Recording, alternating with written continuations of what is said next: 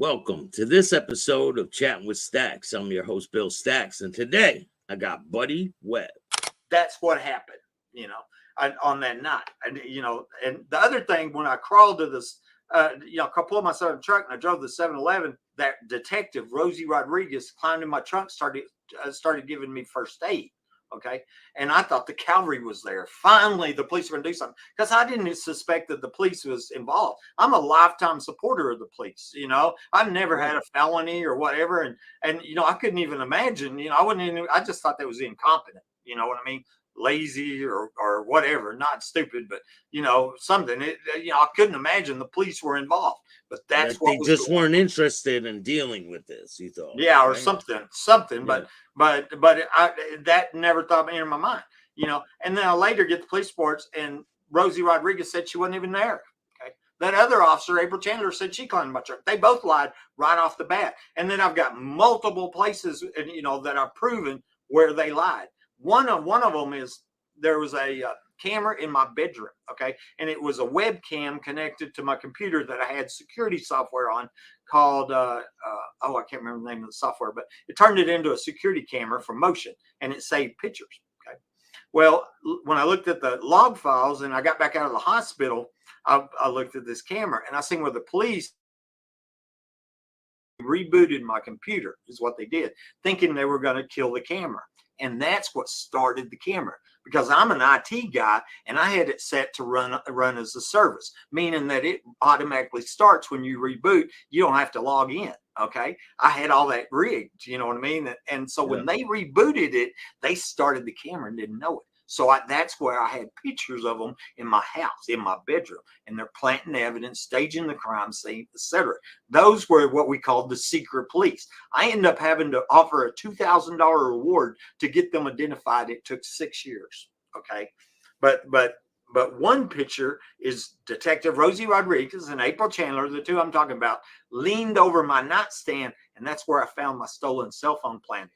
They planted my cell phone, and based on the timestamps, they waited for all the other police to leave my room, and then when all them other police left their room, they went over there and planted my cell phone behind me. So when I got to the hospital, my stolen cell phone, stolen before I was shot, was planted behind my nightstand. It wasn't there though, before then.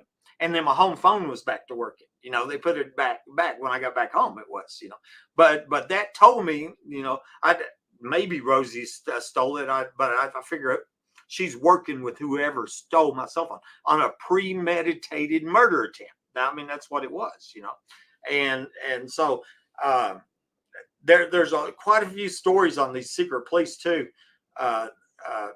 In 2018, the Empire Private Investigations identified all 11 of them. Okay, the first two showed up on video. I've got a video of them. Okay, showed up with their spotlight on.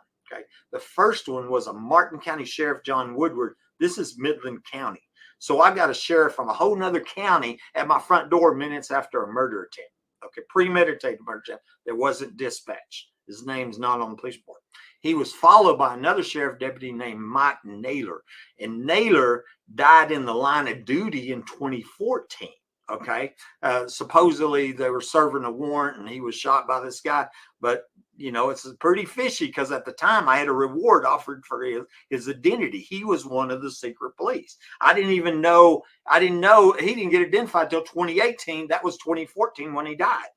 Okay. 2 months after Naylor died, another Midland police officer, a K9 police officer, was alleged to have murdered his wife and killed himself, Chad Simpson.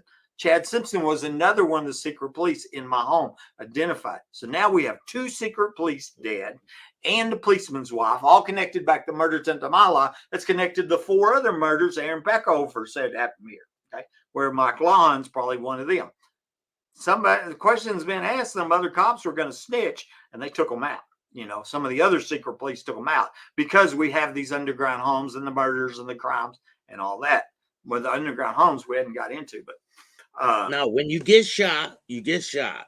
Okay. The wound. Let's talk about the wound and what they did to try to make it like it wasn't what it was. Okay. Yeah. And let me talk about the medical crimes. Okay. I was married to that wife for 3 months, filed divorce 5 days before I was shot. Okay. She was a nurse. Okay. She was a cancer nurse. Okay. She comes in from work and she's real upset. Okay. One day, and she whispers in my ear. And the reason she whispered in my ear, because she didn't want the person in the attic to hear. Okay. That's why she whispered. Okay. And she whispers in my ear and says, the secret is a group of doctors are killing people for profit. She's dead serious. Okay. I believed her then. I believe it now. What she didn't tell me was that her brother-in-law was a doctor. Okay. Come to find out, he was my doctor on the night that I was shot. Okay. They faked my x-rays and tried to cut my leg off at the hospital. That's now, what what happened. did they say? What did they say? Who did they say shot you? And what did they say you were shot with? Okay, the police, okay, and like I said, I've already found proof that 5 police officers were under my home on the night that I was shot by somebody under my home. I didn't get that proof until 2019, 7 years later. But Davis, Dickey, Chatwell, Angel, and Hell, I'll call them out all day long because the evidence is rock solid. Them police officers were under my home on the night that I was shot by somebody under my home. Okay, so the police, what they said it happened when I got out of the hospital is that I was crazy and that I shot myself. Why am I crazy? Because I believe people's in the attic. But right there, I didn't have 50 other homeowners documented reporting people in the attic back then. Okay, I didn't even know about them. I didn't know there was other victims, and a lot of them. And keep in mind, that's only the ones I heard about. There's a lot more than that. There's probably thousands of them, and most people don't even know it. I lived here 2 years before I figured out something in my attic. But that's what the police said. And then they said I shot myself with my own shotgun. But with right a off 12 gauge. With a 12 gauge, point blank range in a tiny room, that would have blown my foot off, right? I mean, don't you agree? All the way off. And I tell you what else, that dirt Detective Rosie Rodriguez, she testified in court, and she also wrote on the police reports that there was I had a tripwire on my gun, and I tripped over the tripwire and shot myself. That's what she said. Okay. Well, none of the other 10 police officers in my home mentioned the tripwire, including the crime scene investigator, the CSI, that picked up my gun and checked in my gun as evidence. He didn't mention the tripwire, and there's no tripwire in evidence. Plus, there's multiple proofs showing that I was not shot with my gun. One of the proofs is that the CSI, Marty Barrett, that picked up my gun and checked in 4 live shells from the gun. It's on the evidence logs. Okay. He didn't check in an empty shell. Okay. If I had been shot with my gun, there'd been an empty shell in the gun. I mean, that's how it works. You have to unload the empty shell before you get the live shells out of it. Because it's a pump gun, a Remington. It's a Remington pump, and it pops them out when you load it. If I had shot myself, as they said, he would have checked in an empty shell, and he didn't do it. That's only one proof. Okay, there's other proofs that I wasn't shot with my gun. Like the size of pellets removed from my foot were 2.5 sizes different than the size of pellet removed from my gun. That's another really small. They were really small, right? The pellets that were in your foot. Yeah, they were pretty small. Well, see, what I believe I was shot with, okay, I was told there was a woman, Lisa Rogers. She wrote me on Facebook and told me I was shot with a 45. And that makes sense because there wasn't enough room in that tiny little room. I've made videos in there. I told you it's a little utility room, 5x9 or something. Okay. That is a 4-foot long shotgun. There ain't enough room in there. And it's got a washer and dryer and a cabinet in there. Okay. Not enough physical room to be shot with that shotgun in the first place. Okay. But Lisa said I was shot with 45. Well, that makes sense. There is enough room for a 45 handgun under that cabinet. Okay. And loaded with a Glazer safety slug. That's a plastic tip pellet filled bullet. Okay. And the surgeon put on his report, removed a lot of plastic and lead pellet debris. If I shot with a 12 gauge shotgun, there wouldn't be a lot of plastic. Okay, you have the wadding, but the wadding was removed by the ER doctor, who was my brother-in-law. I didn't know about, But either way, there's another proof was the plastic. Where did the plastic come from? It come from this plastic tip pellet-filled bullet. That's what happened. And the size of pellets from the Glazer safety slug match what come out of my foot. Okay, the police that were in my house that night got it caught on camera.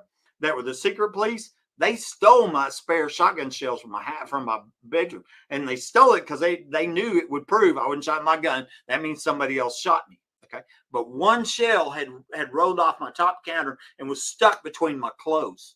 Okay, they missed it. They overlooked it. So I had one shell proving what the size of pellets was that was in my gun. Yeah. And so that was another miracle. Really, God saved my life multiple times. You know, that shot from point blank range, if it would have gone over a fraction of an inch, I would have bled out and died. It went right between the artery and vein. It was a miracle, you know. It kind of hit your heel, right near your heel. It come in on the front side of my foot and then come out the back of my heel. Okay.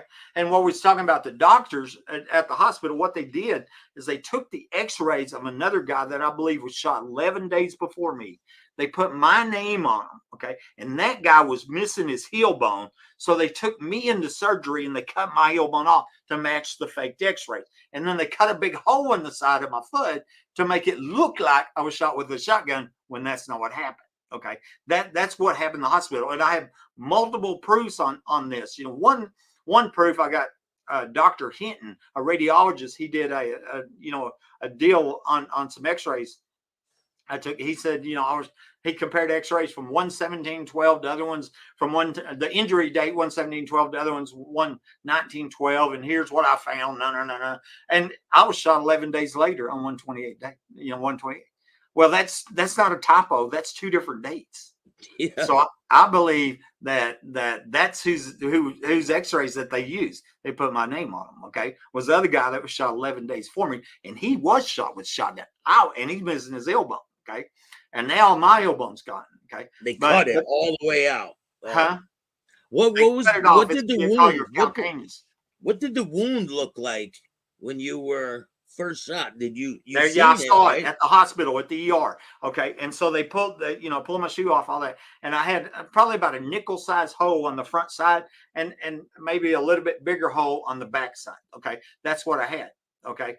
And so I saw it. The ER doctor put on his report. It was a through and through gunshot wound that appears to be from a shotgun. That's kind of interesting wording. You know what I mean? Why would you even say that? Except I was shot with a special gun to make it appear that I'm shot with a shotgun. You know what I mean? Yeah. And he was the brother-in-law of the ex-wife. You know, I think he knew about it. But anyway, he documented what I said. There was 2 holes in my foot.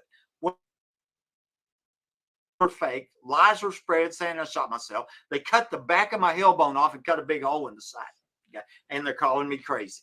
That's what happened in the hospital. And you know, don't forget, I was told the secret is a group of doctors killing people for profit. She didn't say just me. That's man, woman, and child. You know what I mean?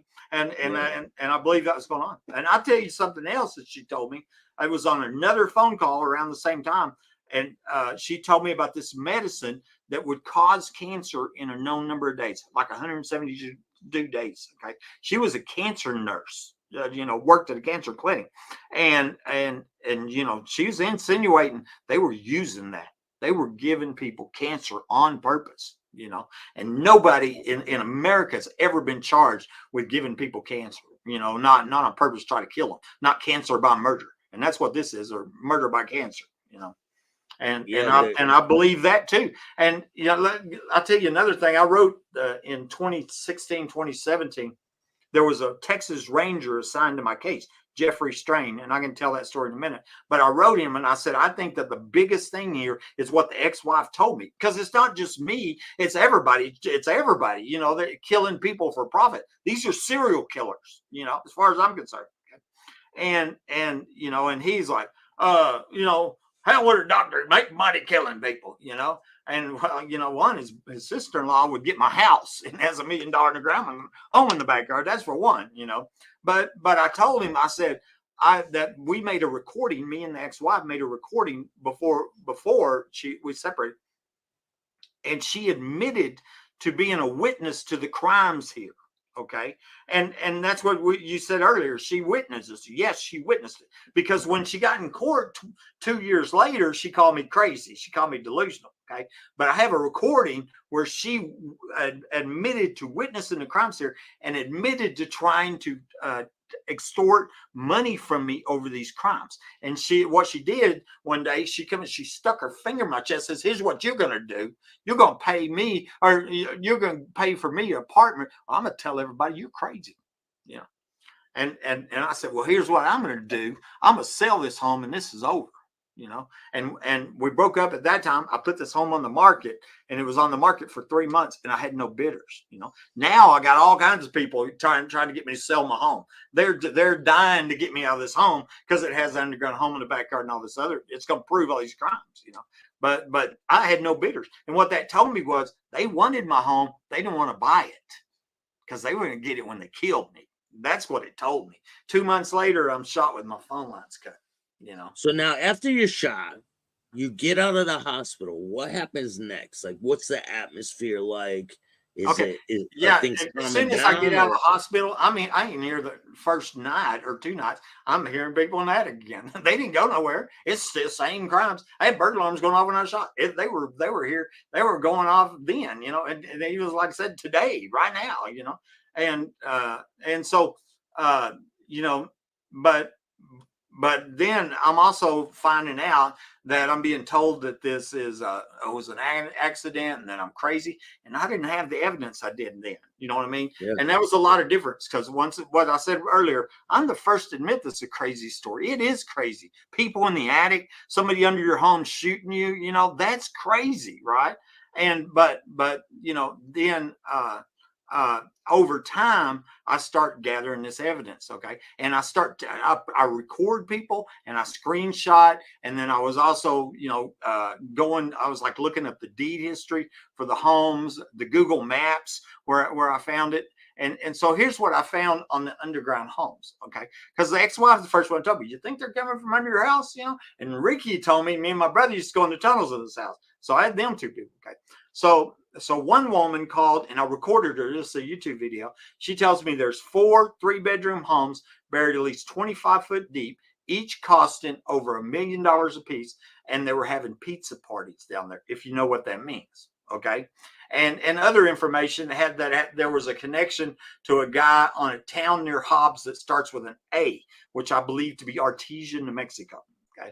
And there's more stories on that. Okay. So I have this recording. Okay. Another woman on Facebook, Rhonda Denman Rogers, and we're chatting face on Messenger. And I said, there's an underground facility somewhere by this house. And she writes back and goes, I know it's a half block away. She didn't say 2 blocks, 3 blocks, 5 blocks, 6.5 blocks. She knew exactly where it was. It's a half block away. Okay. I believe that to be one of there's 4 underground homes, what I was told. I believe that to be one of the other underground homes. Okay. Around the corner is an empty lot in this house. And I think that house has one of the other underground homes. And they could be all connected. And they could be connected with tunnels, and they might be, you know, I've wondered that if they were connected together. Okay. And so then another woman calls me or contacts me and says, go look up your home on Google Maps. Okay. So I did. I looked up my address, and what I found was that on the map screen, the block screen, you could see a large building or bunker in my backyard. But you flip over to the satellite screen, like from looking from above ground, you can't see it. You flip back the map screen, there it is. There's a building in my backyard. Okay. Yeah. And it clear as day. That's one of the 4 underground homes. Okay. I wrote the city of Midland, okay, in an information request. And I said, multiple people are documented saying tunnels and underground homes are here. And supporting evidence is found on Google Maps. And a week later, it gets deleted from Google Maps.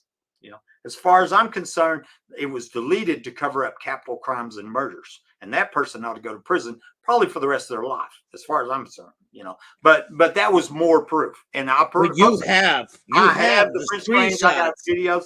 Yeah, you got it. I'd already got print screens and backups and all that. I'm an IT guy, remember? You know, and so I got all that stuff. Okay. So you know, now the only thing I do is I say in old Google Maps. You know, I said proof was found on old Google Maps, you know, because you go to Google Maps now, you don't see it. But that was tampering with the evidence is what it was. I mean, that's all it is. That's tampering with evidence. And this is a capital murder attempt, you know, because if I wouldn't shot my gun, somebody shot me, right? You know? Yeah. Yeah. And so that's a murder attempt. That's a capital murder attempt. In Texas, it becomes capital when done during the commission of a felony. The felony was the home invasion. Burglary of a habitation. I've been reporting burglaries for over a year. See that just because they break in my house every day, don't give them the right to break in my house. It's still a felony every single time, you know. And it was when they tried to kill me. Now it's capital, and now it's life in prison no statute of limitations. And if I died, it'd been the death penalty. It'd be, and Premeditated. it still could be a death penalty case. Huh? It premeditated. It is premeditated. Cut my phone lines, use special ammunition, everything. Okay. And they were going to make money off of it. Okay. And so, but let me think who else. Okay. And then Layla O'Brien, she's a CAD programmer that worked for PBK. She saw this on the internet. She contacted me. She lived in Houston. And I talked to her on the phone many times. I recorded her. I screenshotted her. And Layla told me, she says, I worked on that project. And I said, oh, yeah? And she said, yeah, we finished in 1987 with a budget of $7.35 million on permit. And it was called the Safe House Project. I sent you a screenshot on that earlier today. But that's what she said. It was called the Safe House Project, and it was put in for the Bushes. The Bushes are from Midland. Okay. At the time in 1987, George H.W. Bush, the daddy, right, was vice president under Reagan. That's how long ago this was. And at that time is when Iran-Contra was going on. I've wondered if Iran-Contra wasn't connected, because we're not too far from the border. You know what I mean? And that was stuff having to do with Central America down there, you know, on the other side of Mexico, you know. And there's a trucking lane behind my house, underground home in the backyard, you know. And so so that was another person that you know, told me that. And I absolutely believe that to be true, you know. And I think maybe that's what they've used to stop free press and to cover up all the crimes and murders and everything. Oh, this is top secrets for a president. Oh, this is the security of the nation. Wink, wink, wink, wink. We broke anybody's home because his phone line shot him, but we're not going to investigate because this is for a president, you know, or whatever. That's what I'm, you know, I think they've used that as an excuse. Okay. So now there's a Home Depot right behind my house. Okay. Let me give you one more on the underground homes. Okay. During the election for sheriff in 2020, okay, our previous sheriff was named Gary Painter. He was one of the longest serving sheriffs, state of Texas, 34 years as sheriff. Okay. And he died. And so I was talking to all the candidates who were running for sheriff at the time. And I was talking to a guy named Joe Lozano, and I'm telling him my story. I tell everybody my story because justice, the crimes are still going on. Justice hadn't been served. So I'm telling Joe on the phone about this. I'm telling him all this evidence I just told you about the underground homes and all that. And he stops me. He says, buddy, that's Painter's hideout. He didn't know I had the recorder going. Okay. I turned that into a video, went viral, okay, called Sheriff Painter's Hideout. These underground homes here, these secret underground homes that were the hideout or hangout for our last sheriff who was famous, okay? So there's one more. So all these people are documented saying there's underground homes are here, okay, with all these details, okay? Who built it, when it's built, how many bedrooms, all these, who is it for? There's a lot of details.